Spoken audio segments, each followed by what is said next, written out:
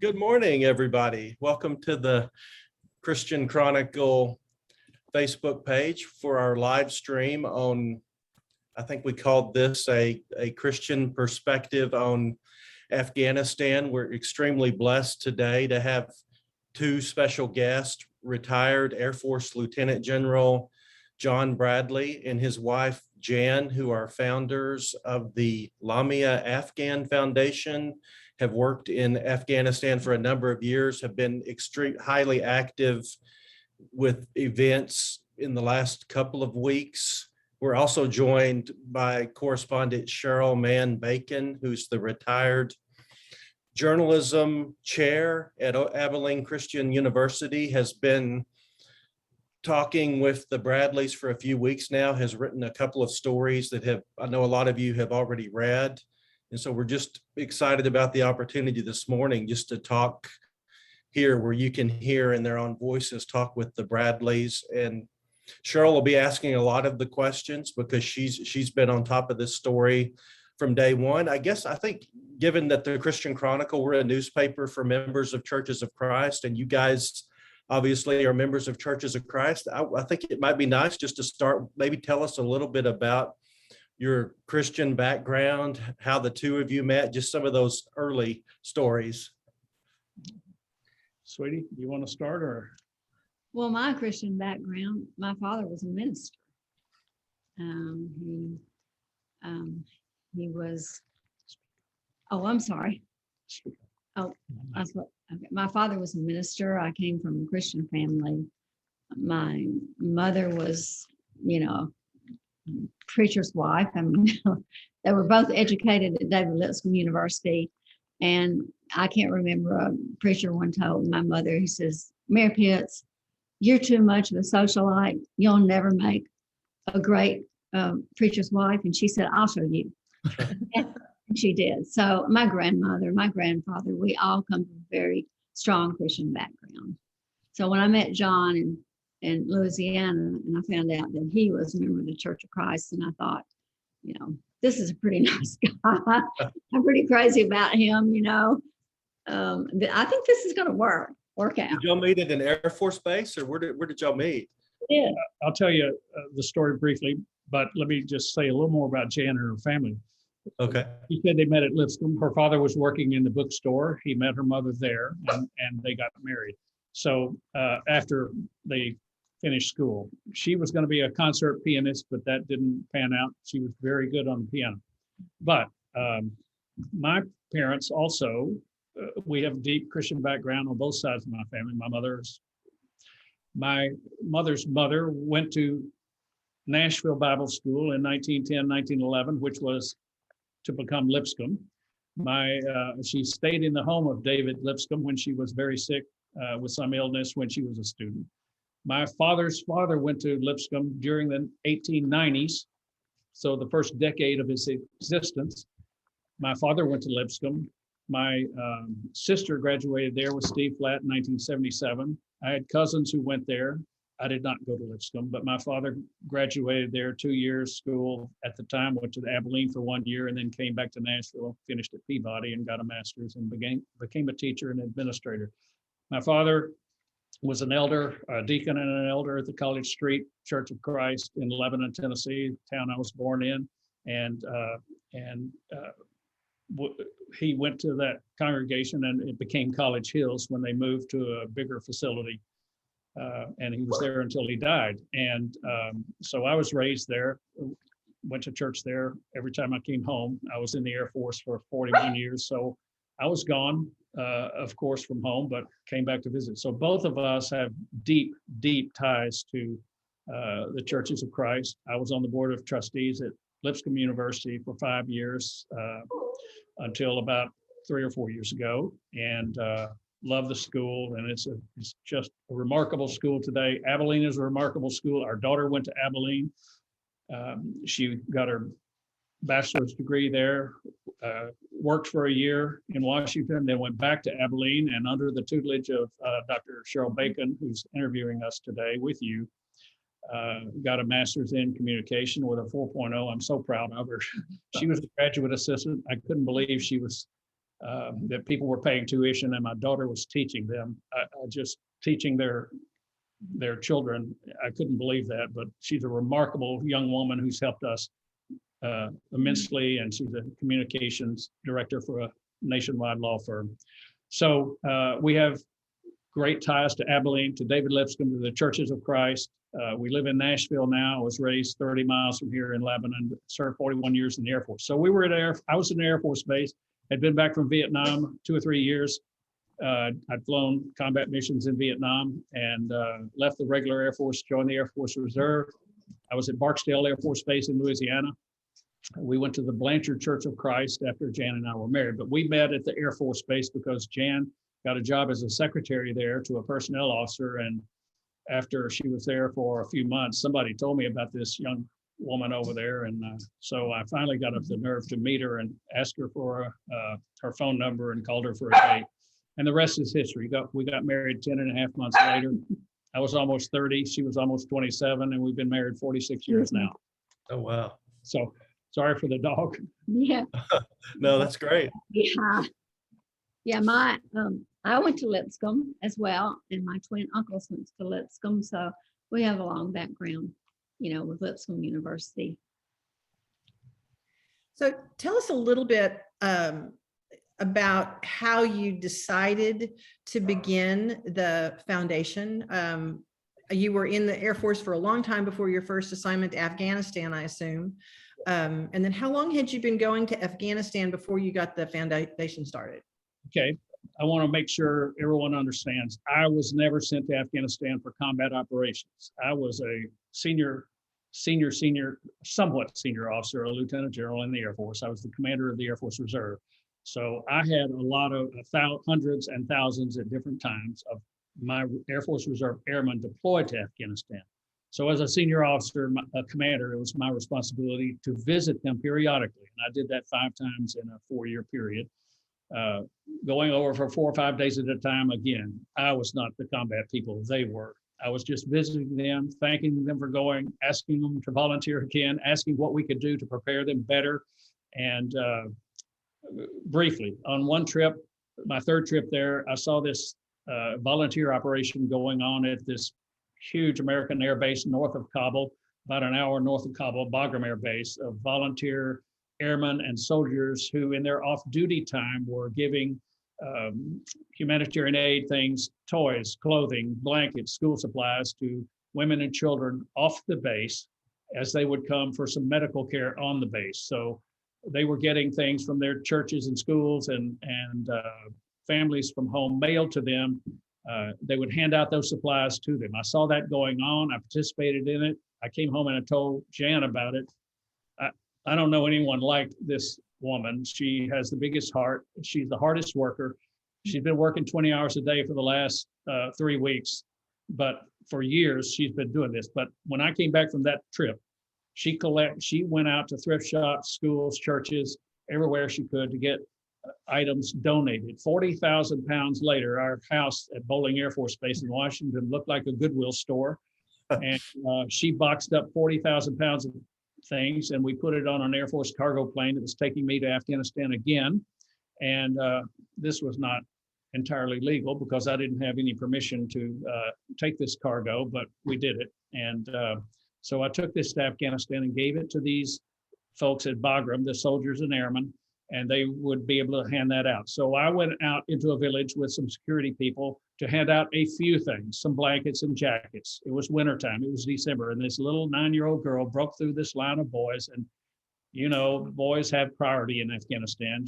Lamia was her name. She came through, begged me for boots. She was wearing sandals. She had a tattered sweater on. She had a face that looked like she was years older, 9 years old, and she begged me for boots. I didn't have any for her. Came home, told Jan about her. We went shopping for her, 4 boxes of stuff with blankets and boots and different sizes and all kinds of things. We sent to her Aveeno lotion for her face because it was so chapped and wrinkled at 9 years old. We sent all that to her, wrote her a letter and said, I hope this helps you. We sent it to the security people at the base. They took it to her. And then I went back on a trip 8 months later, a couple of months before I retired, and they brought her to the base with her uncle and a local policeman. We fed her in the dining hall. I had taken 15 boxes of things to her this time and a bicycle. And so the rest is history. Meanwhile, back in the Air Force in Washington, I had been contacted by the American Red Cross to interview to be their president and CEO. It didn't work out. I had 2 interviews. I was in the finals. I wasn't selected, but it put an idea in my head.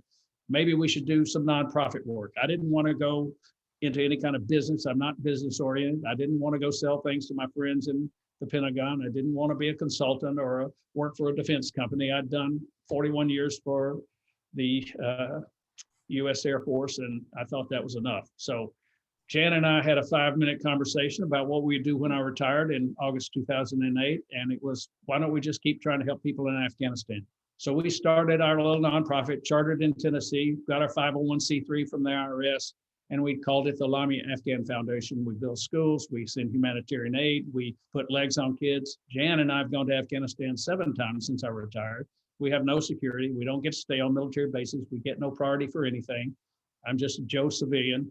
And I know I've talked enough, but that's kind of how it all developed and how it started. And I don't know a single general's wife who's ever retired or currently serving who goes to Afghanistan and washes babies' feet and puts clothing on children in refugee camps or internally displaced persons camps, more accurately.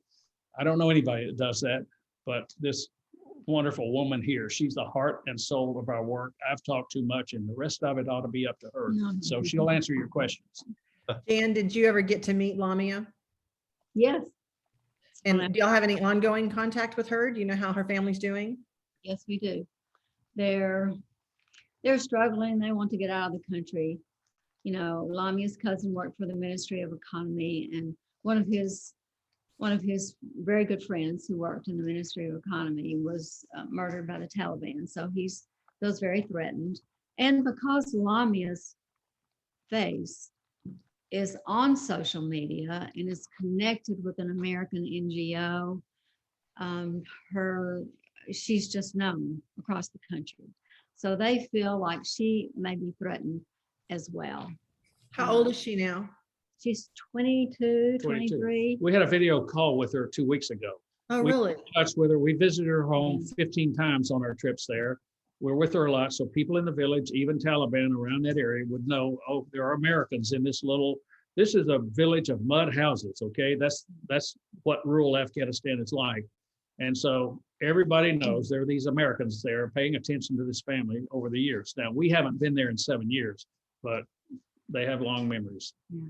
And in addition, with the current situation now in Afghanistan with the Taliban, they're looking to take young girls from widows, marrying them into the Talibs, handing them on down the line to their brothers. So we're concerned about Lamia because her father is deceased now. We're trying to get the family out. So there are many reasons, and there are 27 members in that family. Cousins, uncles, etc. Nephews, and most of them are illiterate, except for Najat, her cousin. So, you know, the first trip we made, we visited Lamia, and our focus was to get Lamia in school. We wanted her to be educated. We sat down with the village elders. We sat down with the family. We were seated in the back of the room, which is the seat of honor with regard to Afghans culture. We talked to the elders, we talked to all these old men, and of course they sat in a row and nodded their heads. Yes, we want our girls to be educated. And of course, we want our women to be literate. Well, time after time after time, we went back again. Nothing happened. Nothing happened. And little did we know, but 1.5 miles down the road, there was already a school where little girls were attending. It was just this particular village, and I don't know why. They were not telling us the truth. They really didn't want Lamia to be educated. They wanted us to buy land that they owned for $20,000. Americans cannot own land in Afghanistan. Land is given to the government if a school is to be built. So our greatest disappointment in all these many years is not being able to educate Lamia. She will continue to cook over the hole in the ground like her grandmother and her great-grandmother and her great-great-grandmother did before her.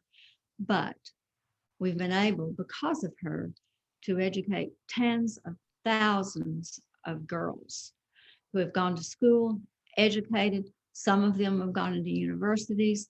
So we don't regret anything that we've done. We're happy, we're proud, we're sorry, we're just heartened, we're brokenhearted about what's happened to Afghanistan. But we think about those girls and their education. Taliban can't take that away from them. You know, it's in their heart, it's in their soul, it's in their minds. So we're happy about what was accomplished with our teams, our volunteer teams on the ground, with our supporters, our donors. We don't fundraise. We just have told the story about the plight of the Afghans, and people have been so generous to help us carry on our work. So we're so grateful, but we're worried about our friends. We're worried about our volunteers. We're worried about our partners. We're worried about women judges and journalists and media people and interpreters. We're concerned about all those people who are still in the country and hiding. So what John was talking about over the last week, 10 days, we've been working 18-hour days, and our daughter, Leanne, traveled from Minnesota to help us. She's so computer savvy. So when we had names to her to provide to the State Department, the Department of Defense, who said they would help us, they have not yet helped us with one single person, but we've worked very hard to provide names. And Leanne has been just incredible to help John and me, because it's been difficult to get this information over with the hope of providing hope for our people. And it's just not come. It's not come. About the schools, about the education you talked about for girls. 2 weeks ago, we finished building in Western Afghanistan, our 7th school. It was going to be for 1,100 girls. The school was finished on a Saturday. On Sunday, the Taliban took over Kabul. Monday, the next day, these 1,100 girls were supposed to go to school. Of course, they haven't. So just finished building a school, and it couldn't open for these 1,100 girls. We're hopeful that maybe they will allow the school to open later. We're hopeful that we can still do some work, but the people that have helped us as volunteers for all these years. And again, let me assure people, we've had wonderful donations from people. A lot of it is because of articles in the Christian Chronicle, and that word spreads. I'm telling you, we've gotten lots of donations. Nobody in our work gets any money from donations.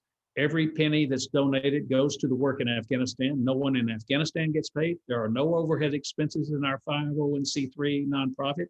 My wife and I, when we travel to Afghanistan, we pay our own way. I joke that it's out of our daughter's inheritance, my retirement pay, not foundation money for our travel, our lodging, our food. None of the work in Afghanistan is done with, no one there earns any money. It's all volunteer here and there. I know Cheryl has more questions about the last couple of weeks, but I'm curious. I mean, John, you mentioned flying combat missions in Vietnam, and I'm assuming in 41 years in the Air Force, you were in a lot of countries. What was it about Afghanistan? Was it that one little girl? Was there something else that just touched your hearts in that situation that it's kind of made this your life's mission at this point? While I've been a lot of places. I've been a lot of bad places. I've been to Somalia. I have been to Somalia, Mogadishu, in 1993, when the Black Hawk Down episode took place. I was flying on a cargo plane taking aid into Somalia while one person was still being held prisoner and was released. And my airplane almost flew him out, but they changed their mind and kept him overnight medically. So I've been to Somalia, which is a bad place. I've been to Haiti. I've been to Cambodia and Vietnam, of course, on the ground, both places. I've been to Afghanistan, and listen, there is horrible devastation in all of those places. and terrible conditions for people in all of those places. But I think Afghanistan in many ways might be worse than all the others because they've endured 40 years of war. A 40-year-old in Afghanistan has known nothing but war. And that's not true of all those other places. And certainly Sudan and Yemen and many, I mean, there is a lot of tragedy to go down. But I'm telling you, the only thing that did this for me, that turned the switch for us, was little Lamia begging me for boots. Frankly, if I had not met her, I don't know that I would have even thought about this work. It was a 9-year-old girl that touched my heart, and I'm not trying to be sentimental, but that's exactly what happened. I'm an open book. I don't, I tell the truth, and that's what did it. A little 9-year-old girl asking me for boots put the idea in our mind. Gwen, please. Bobby, did you have another question? No, go ahead. Okay. I was just thinking of the significance of the dates that we've talked. The first day that we talked was that Sunday that the Taliban took over. And then the second day we talked was the day of the tragic explosion at the gate that killed 13 American service members. And then today is the first full day after the American forces have been entirely pulled out. In that second conversation, you told me about a family that had been separated at the gate. And Jan, I think that they were relatives of a good friend of yours. And at that point, after the explosion, you knew that the parents were alive, but you didn't know where they were. You knew that there was a boy, I believe he was 14 years old, who was at the gate by himself, still hoping to get in. And there were 2 missing children. I think they were 6 and 11. Jan, can you tell us a little bit about how you knew that family and what you know today about their status? I knew that family through the father's sister who lives in Virginia. Her name, I can't tell you her name, not supposed to say any names. I don't remember how we were connected. It was just connected through other NGOs who were doing work in Afghanistan. She made her way to the United States by herself years ago, not knowing a soul, but just smart, persevered, got herself a job, got involved in humanitarian aid efforts, and got connected with me, and has helped John and me organize some Ramadan campaigns and some campaigns to address humanitarian aid conditions like flooding and earthquakes. And she's just a wonderful person to coordinate with. So we've become really good friends. She calls me mom. She calls John dad. So when you get a connection with Afghans or African Americans, they're very, they're dedicated, they're loyal. That's who we found the Afghan people to be. They're the same way. So she called me one morning, mom. I mean, I couldn't understand a word she said. She was crying so badly. I said, slow down, honey, and tell me what's going on. And she told me about this suicide bombing. And she said, I don't know where my family is. And I think my nephew is at the gate, and I don't know what to do. And I said, well, honey, let me talk to John. She was told that the father and mother were dead on the ground, which was not accurate at the moment, but that's what she was told by the 14-year-old. Everybody was lying on the ground. And then, the situation changed and the stories changed. And pretty soon we learned about the 14-year-old being close to the gate. We contacted a friend of ours who has a lot of contacts on the ground. He called this 14 young boy and he said, stay where you are. We're going to try to get you out. Try to be calm. We think your parents are out, but I can't find my brother and sister. I don't know where they are. And then John got involved. So I'll let him tell you where we are right now with regard to that family. So what happened is the 14-year-old stayed at the gate, as Jan said, until several hours later, Taliban people told him, you need to leave this area. So he took a taxi and went to an empty house. It may have been a house that someone they knew owned. I don't know for sure yet. The father and mother were taken to a hospital. The mother died that night. The father lived. The father got back with the son in that safe house, and we've moved them a couple of times, and now they're in a safe house, and we're going to try to deal with them.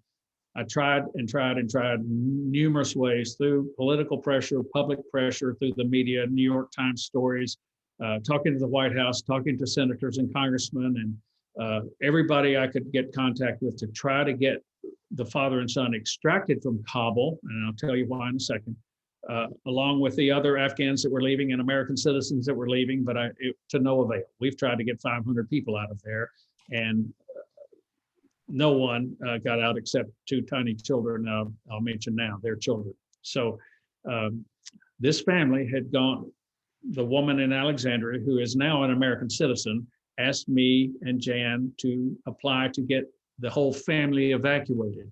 They had not been called by the State Department to go to the airport. They had not been called by the Defense Department. We sent forms to both places, along with forms for 500 other people. And I gave them a copy of the documents, this father, wife, and 3 children. They went there, and that's why they were there when the suicide bombing took place. So father and son are in a house in Kabul now. The mother has died. She's been buried in Kabul. The 2 little children, it turns out, Dr. Bacon, they're not 6 and 11, they're 7 and 13, I think it is now. No. But anyway, so a neighbor was with them at the gate, at the airport. He was not trying to leave apparently, but he picked these 2 children up that were injured slightly, carried them to the gate, and for some unknown reason, I'm shocked, after an explosion, the soldiers and Marines at the gate let them in, took them to the medical facility that had been set up for the 5,000 troops on the airport grounds, got them treated, put them on an Air Force C-17 that was flying to Ramstein Air Base, Germany. I'm just stunned that they were brought onto the airport grounds after this explosion. The neighbor and those 2 children were on that airplane. The children are at the Landstuhl Regional Medical Center, a huge American hospital in Germany. That's where anyone who's injured in that part of the world or in Africa is sent, or soldiers from Iraq and Afghanistan were sent before they were brought to Walter Reed in Washington. So the children are there, they're being treated. I get videos and photos of them every day in the hospital. No one at the hospital will talk to me because I am not family. It's a hospital thing, it's a HIPAA law thing, it's an Army thing. It's just stunning how I'm just trying to reunite a family. I'm not trying to find out medical information. They are okay, but we are making some progress through other means to talk to the State Department folks that will help coordinate their movement, hopefully soon. I got a message just a few minutes before this meeting from someone at the White House who says they are talking to State Department, et cetera, and consular officials, and will hopefully put them in the flow with other Afghan refugees. So briefly, let me tell you, when we were flying people on US airplanes out of Kabul, they were going to either Qatar or to Ramstein Air Base, Germany. So there are thousands of Afghans on the tarmac in tents at Ramstein Air Base, and they are being flown quickly by US airlines that the president has activated, a thing called the Civil Reserve Air Fleet, where he can say in an emergency, I want United, American, Delta, whatever, to provide X number of airplanes and crews to do some emergency national work. And so they are then flying these Afghan refugees to Dulles Airport and perhaps other places in the United States. I'm not aware of where beyond Dulles, but a lot of Afghans are coming back to Dulles in Washington. All I want to do is get these 2 children with their closest relative, because their father and the son in Kabul will not get out for a long time or be in America, if ever. It'll be months or who knows, unknown. I'm working that angle. That's a different thing. But I'm just trying to get these 2 little children who right now are crying for their mother. They want to talk to their mother. They do not know her mother has died in that aftermath of the explosion. We want to get them with their aunt, who's an American citizen in Alexandria, Virginia, and the children's grandparents right there with her. So that's what I'm trying to do. I'm trying to get media attention through CNN, NPR, NBC, anybody that has any media influence. We're trying to get public attention to this, only to reunite a family. Jan, I don't want any publicity for anything. I'm just trying to help this family get reunited. Then we're going to keep working on the other 500 people who have worked with us or that we know in Afghanistan that want to leave. And that's a more difficult thing now that the U.S. is not in Afghanistan. So we'll work it other ways. But that's the long answer to your short question. I'm sorry. So the aunt and the grandparents are in Virginia? Correct. In an Okay. apartment. They lived. Okay. This family lived in an apartment building in Alexandria. A year ago, their apartment burned to the ground. The apartment building burned to the ground. I don't know how many people lived in the building. Jan and I sent several $1,000s of our money, not foundation money, to this family who we've never actually met in person, but we know this young woman, 35 years old, who's wonderful, that we've worked. We sent them money to help them get reestablished. We bought things on Amazon for them, kitchen appliances, toasters, coffee makers, blenders, things like that to help them get reestablished. So we're trying to help them. We just want to get these 2 young children in Germany with them, the grandparents and the aunt. One of the most phenomenal things about the past 2 weeks, there's been a lot of chaos and a lot of heartbreak and a lot of tragedy, but I keep finding myself stunned that they got out 120,000 people. I think that's the largest airlift rescue in the nation's history, probably at any point in the world's history. 120,000 is about the size of the city that I live in. Yes. How many more do you think want out? Thousands, tens of thousands, frankly. Listen, what I've just told you is we were trying to get about 500 people out. Only 2 got out, only because there was an explosion. And those 2 didn't get out because of the work we did to, they weren't contacted. These 2 children are the only ones that got out, as by happenstance, of course, because we were trying to get the family out.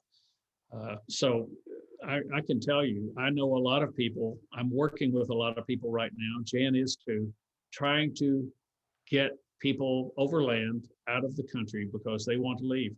I know doctors, wonderful young people. We set up a medical clinic for women in the eastern city of Jalalabad. A Nashville doctor donated an ultrasound machine, to Healing Hands Incorporated here in Nashville, who we worked with for years. They are the most wonderful organization. I'm sure a lot of your viewers and listeners know who I'm talking about. Healing Hands. They do work in developing countries in Africa, the Middle, all over Haiti. And they gave us that ultrasound machine. We airlifted it to Afghanistan. There's a wonderful federal law that allows humanitarian aid to go to Afghanistan, or any country, to go to any country free on military airplanes on a space available basis. It's not because I was a lieutenant general in the Air Force. Anybody in America can do this for nonprofit purposes to any country that we fly to. It's not easy. It's not complicated. It's not Federal Express. It doesn't get there overnight, but it gets there and it's free. We've sent 3.5 million pounds to Afghanistan of humanitarian aid of different kinds, food, clothing, blankets, et cetera, et cetera. This ultrasound machine, we sent a full-size ambulance donated by the city of Chicago to a medical clinic we built in Western Afghanistan, an ambulance to Herat. And it was driven to this medical clinic in a village in Western Afghanistan. It's a wonderful federal law, and we've taken advantage of it to get 3.5 million pounds to help people. Food mostly has been the biggest help, blankets and jackets. So that's the kind of work we do. But Healing Hands has been a partner for us. They gave us so many things. They gave us storage space, workspace. When we were first starting this, they would pay for trucking our things to Air Force bases so we could, they would pay for the trucking of our things to go to an Air Force base so it could be moved to Afghanistan under this Denton program, it's called. And so Healing Hands is the most wonderful organization here in Nashville helping us. And it's a Church of Christ affiliated organization. Many of your listeners will know about that. So they help immensely. I know that you've talked about the school that was ready to open the day before the Taliban took over that has not opened.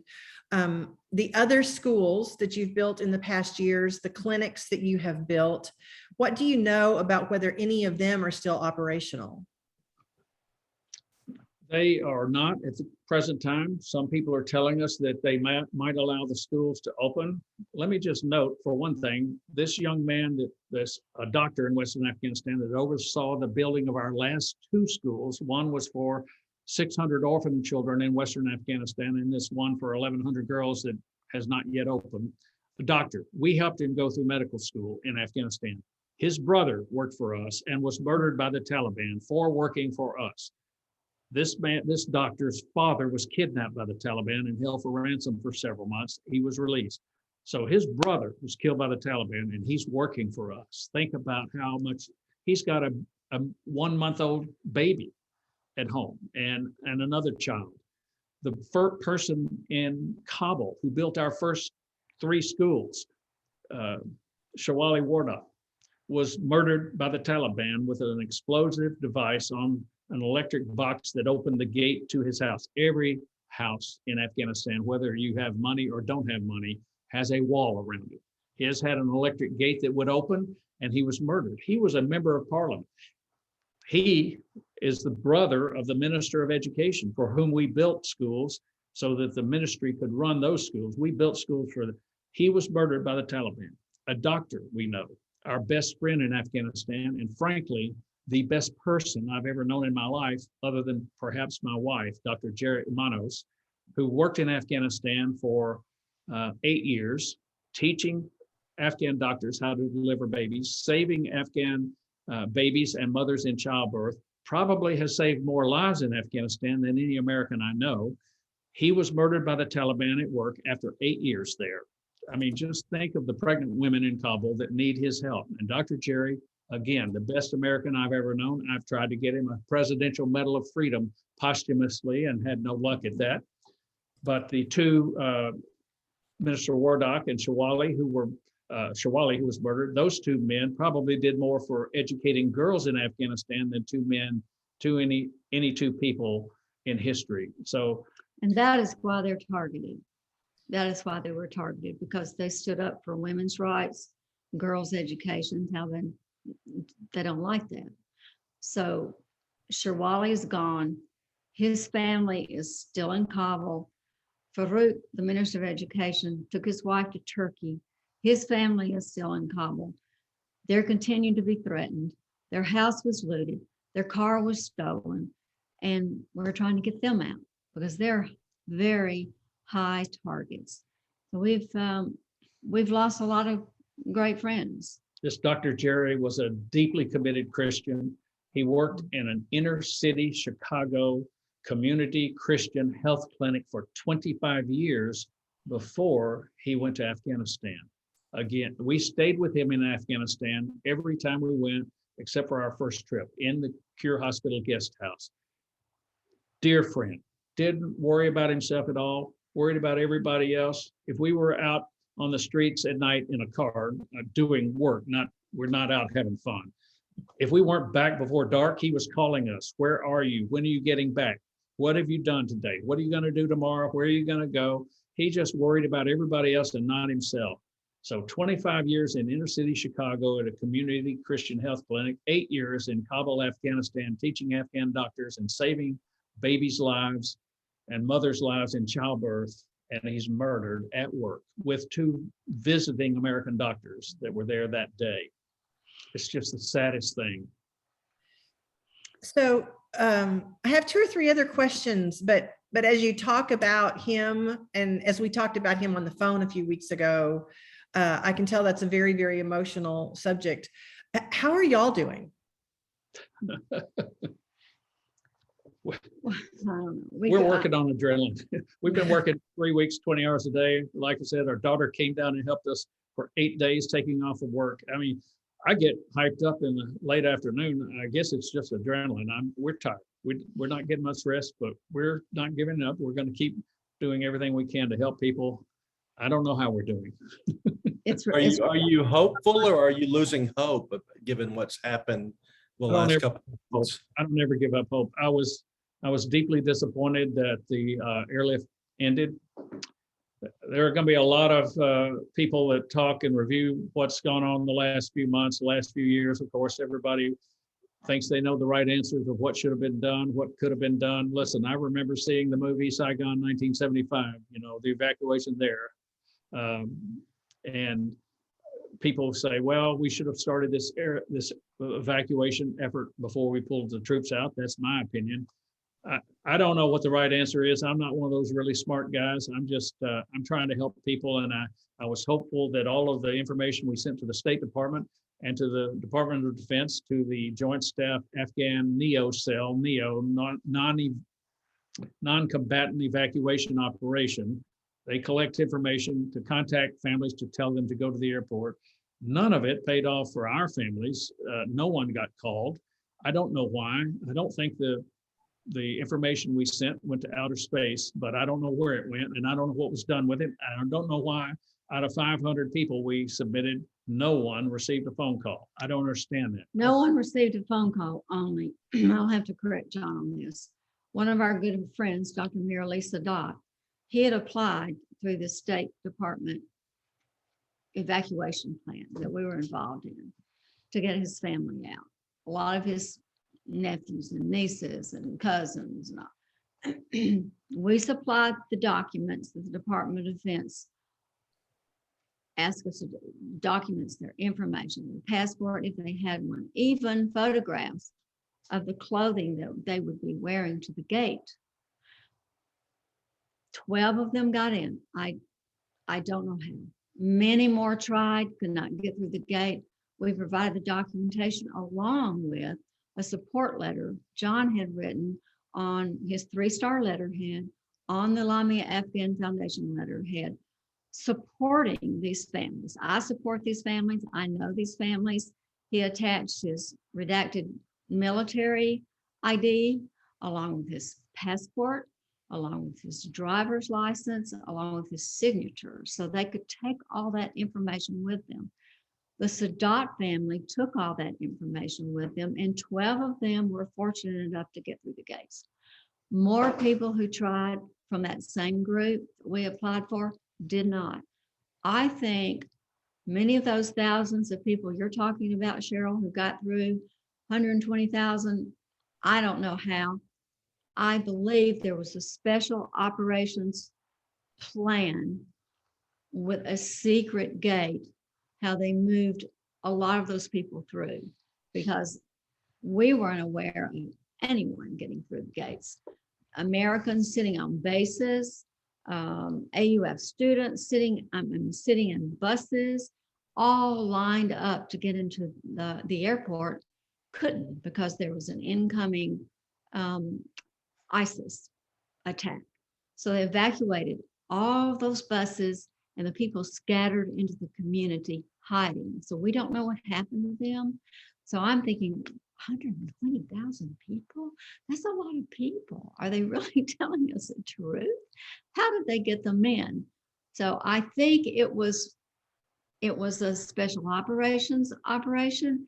And I believe there was some kind of a plan coordinated through the president with the Taliban, who have these list of names in their own language. The Taliban cannot read English. Most of them are illiterate. So some of those people got through that way, but not by anything John and I did, by any documents from the State Department, the Department of Defense. None of those people, other than the 12 members of the Sadat family. So, and were they able to get out, or what was their status? The 12 that you're talking about? I don't know where they are, if they are in Qatar or if they're in Qatar. Yeah, the brother of one of these is a doctor in Houston. I helped him get into a residency program in New York City with a letter of recommendation. I didn't do it all, he did it, but I wrote a letter of recommendation for it. It's his brother, who is also a doctor. His family, who are not American citizens, who are just trying to get out, we supported them to get out. They were with some Afghans who now have American passports. I think that might have had more to do with this family we were supporting to get out. So I think the 12 people got out because about half of them had American passports. It may not have been because of the things that we had submitted. It may have been, but I think it may more likely have been because their relatives had American passports. It's hard to say. Don't know. We don't know. It's just hard to say. There's a lot we don't know. You've commented about your speculation about how things could have happened and past situations. You know, there's been so much conversation. Would this have been different 5 years ago or 5 years from now? Yeah. What do you think about that? I don't know. 5 years ago, there was great hope and promise in Afghanistan by women and girls. The country was moving forward. We were still fighting the Taliban. It's just very difficult for me to understand how the Taliban could have just swept through like wildfire over such a short period of time without our generals, without intelligence, without our president, without anyone knowing that this was about to happen. So 5 years ago, things were looking pretty good. I mean, like we say, John, we were continuing building schools, we were continuing our work, we were continuing putting prosthetics on children, we were working with the foundations. It was going well as it could be for Afghanistan. 5 years from now, if the troops were still there, I don't know if it would make any difference. My personal opinion, for what it's worth, when the special troops drove out the Taliban in 2001 from a northern city, a Taliban stronghold called Mazar-e-Sharif. It was after that, and John and I talked about this so many times, would have been a perfect time to develop economics from the grassroots up, kind of like we did with the Marshall Plan, rebuild a decimated country that had been destroyed through civil war, through the Russian invasion, through Northern Alliance fighting the Taliban. So it would have been, we were considered not invaders then, not occupiers then, but saviors. We were considered saviors. The Afghan people were just clapping and praising the United States. And Mahbub, our driver, said, "Mom, why didn't we start building factories? Why didn't we start rebuilding the schools and the roads?" And I said, well, that's what should have been done. You can't win a war by fighting, you know. And I've always said, in order to beat extremism, you have to eliminate the desperation of poverty and illiteracy. That's what would have fixed Afghanistan and would move that country forward. And I think looking back now, I think a lot of people at the State Department and people high up realize that that would have been the way forward. John and I spoke in 2011. We went to Washington, D.C. and spoke with the State Department, congressmen and women, members of Appropriations Committee, you name it. We spoke to everybody about this grassroots. Let's start from the grassroots down, provide food, education, skills training, clean water, five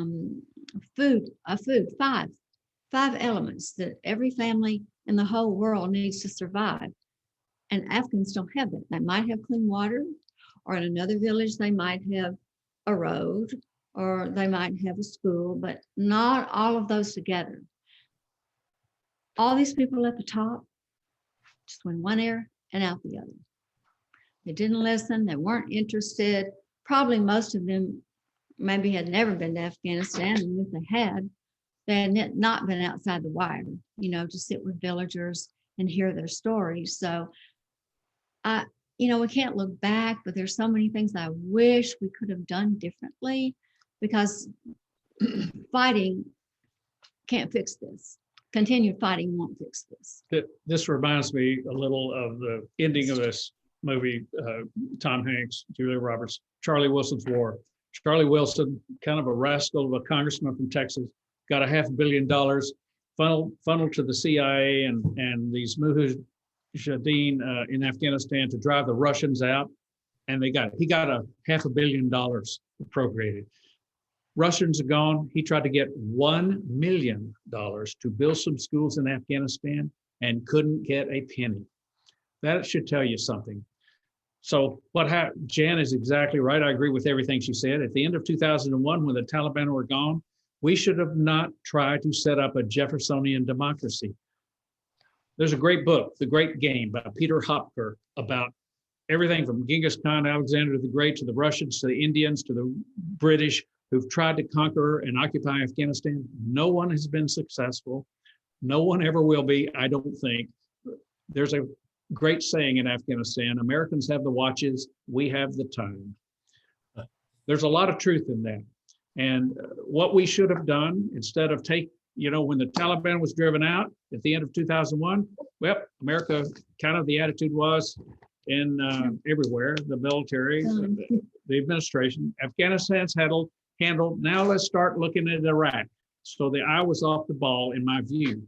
I think we could have done some things over the next couple of years in Afghanistan and been gone, let them set up their own government. The Taliban wouldn't have been a part of it. And we wouldn't have had 2,300 troops killed in Afghanistan.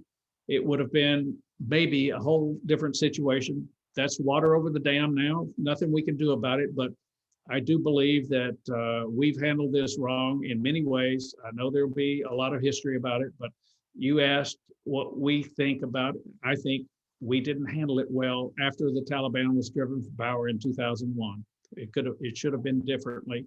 And we didn't pay enough attention, because all the attention in the administration, all of the attention, believe me, I was there. I was working for the chairman of the Joint Chiefs of Staff. Okay, I was assistant to the chairman. The focus in the entire administration was on Iraq. So it could have been different, I think. I'm disappointed in a lot of things, but there's nothing we can do about the past. You asked if we're hopeful. I'm hopeful. I'm going to keep trying to help. I'm hoping we can still do some work with our foundation in Afghanistan. I will use what we can if we need to. If we can't do the work there, to try to help Afghan refugees who will have incredible resettlement difficulties in the United States. There are some people who are welcoming and some who aren't, but I'm hopeful. And I've had people reach out to me, elders, members of churches all over. Yesterday, a doctor who's an elder at Memorial Road Church in Oklahoma City called me. We had a wonderful conversation. He said, I have 2 bedrooms in my home. If you need some Afghans to resettle in my home, they are welcome. A doctor in Oklahoma City, 2,000 member church, he told me. I've heard of that particular congregation, of course. There are good-hearted Americans who want to help, and if we can, we'll help them. We'll do the best we can. I think the pressing issue right now, the Afghans are coming into the United States. That's one issue. The more pressing issue in Afghanistan now, people have no jobs. They're hungry. They're starving. We need to take care of those people who are left behind. So the funds that we are receiving now, we are trying to get to Afghanistan to feed people. John talked about Safiullah, our country Western director. He just wrote me this morning. He said, Mom, I've been to the hospital. He said, no one has been paid a salary in 4 months. We don't have oxygen. We don't have hospital supplies to treat our COVID patients. What are these people going to do? Nobody has a job. There's no income. There's no banking system. The banks are closed. But the State Department talked to me yesterday, and they're devising some kind of a plan. I don't remember what it's called, to try to get money into the country so we can send some of the funds that we've received to help our families out, to help our volunteers, to help other people who have worked with us, partners, to help Lamia's family. They're struggling because they're very impoverished. Most people are impoverished there. So with no jobs, no income, it's a humanitarian catastrophe in the country right now. We only have about 2 minutes left. Can I break your heart real quick? In 2 minutes. 15 seconds. Okay. 2 days ago, that 14-year-old boy in Kabul with his father in hiding, that we're going to try to get out and hopefully someday with his little children, He sent a video to to his aunt in Alexandria, who sent it to me. 14-second video. Please thank Grandpa Bradley for trying to reunite my family. This is a 14-year-old in hiding in Kabul, and he's sending, they call us mom and pop. Their children call us grandpa and grandma. Please thank Grandpa Bradley for trying to help us. I mean, think about that. That's a keeper for me. Absolutely. I think that's a great place to stop. Thank you for everything you've done. Thank you for being very generous with your time with us and at the Christian Chronicle. I'll hope to stay in touch with you and learn more about what is ahead for the Lamia Foundation. I know that that's a little bit in suspense even at the moment, but we'll be back in touch to talk about that again later. And I want to thank you too. We're so appreciative at the Chronicle. For anyone viewing this, if you caught it in the middle, the full recording will be on Facebook after, a few minutes after this.